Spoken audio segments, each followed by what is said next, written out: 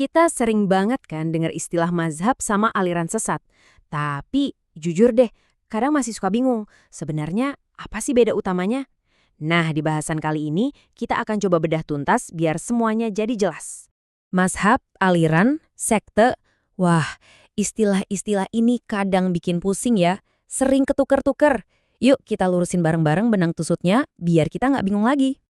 Oke, buat ngertiin ini semua, kita mulai dari sebuah perumpamaan yang simple banget tapi ngena. Coba deh bayangin, Islam itu kayak sebuah sungai yang super besar dan deras. Nah inilah yang kita sebut arus utama atau mainstream. Terus kata aliran itu ya persis kayak artinya, aliran kecil yang nyabang dari sungai utama tadi. Jadi kelihatan kan bedanya? Arus utama itu yang gede, yang mayoritas. Kalau aliran itu cabang yang misah. Nah pertanyaannya sekarang, cabang yang misah ini masih dihitung bagian dari sungai yang sama atau udah jadi sesuatu yang beda sama sekali? Nah, buat jawab pertanyaan tadi, kita butuh patokan. Semacam rules of the game gitulah. Dalam ajaran Islam, ada inti yang sama sekali nggak bisa ditawar-tawar. Fondasi yang kokoh banget. Bagian pertama dari fondasi ini adalah 5 rukun Islam. Ini soal praktik ibadahnya, syahadat, sholat, zakat, puasa, dan haji. Ini adalah hal-hal yang wajib dikerjakan seorang muslim. Terus yang kedua, ada 6 rukun iman. Kalau yang ini soal keyakinannya, soal apa yang harus kita percaya di dalam hati. Nah, 2 set ini, rukun Islam dan rukun iman, ini kerangka lengkapnya.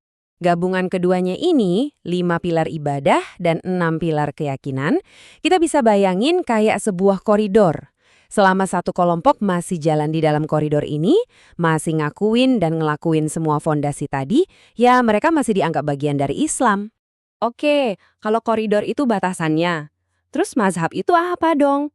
Posisinya di mana di dalam koridor itu? Ada analogi yang keren banget buat ngejelasin ini. Anggap aja mazhab itu bukan aturan baru yang beda sama sekali. Mazhab itu lebih ke gaya. Sesimpel itu. Cuma beda gaya dalam memahami dan nerapin aturan yang udah ada di dalam koridor tadi.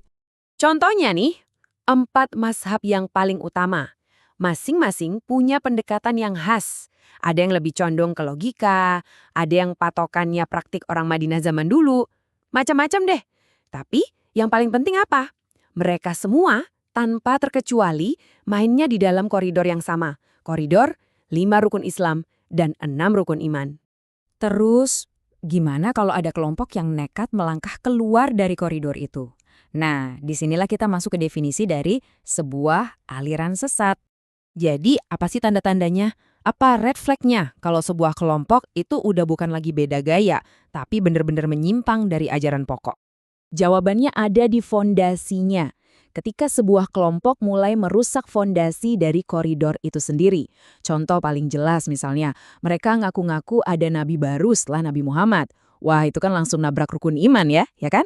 Atau mereka menafsirkan ulang sampai bilang sholat 5 waktu itu nggak wajib lagi. Nah, itu jelas-jelas sudah keluar dari koridor. Oke, bahasan ini juga nyambung ke satu hadis yang sangat terkenal, yang bilang kalau umat Islam bakal pecah jadi banyak banget golongan. Tapi cuma satu yang akan selamat. Disebutkan dalam hadis itu bakal ada 73 golongan, tapi cuma satu yang berada di jalan yang benar. Ini pasti langsung bikin kita semua bertanya-tanya, wah yang mana tuh? Nabi Muhammad mendeskripsikan kelompok ini sebagai Ahlus Sunnah wal Jamaah. Coba deh kita bedah namanya. Ahlus Sunnah itu artinya pengikut sunnah atau tradisi Nabi. Wal Jamaah artinya dan bersama jamaah atau mayoritas. Jadi intinya 2, ikutin cara Nabi dan jaga persatuan. Nah, ini dia poin paling krusialnya. Ahlus Sunnah wal Jamaah itu ternyata bukan sebuah merek, bukan nama organisasi, bukan klub eksklusif yang bisa kita daftarin. Itu adalah sebuah sifat. Sebuah deskripsi buat siapa aja yang pegang teguh ajaran inti Islam dan punya komitmen buat menjaga persatuan umat. Ini ninggalin kita sama satu pertanyaan buat direnungin.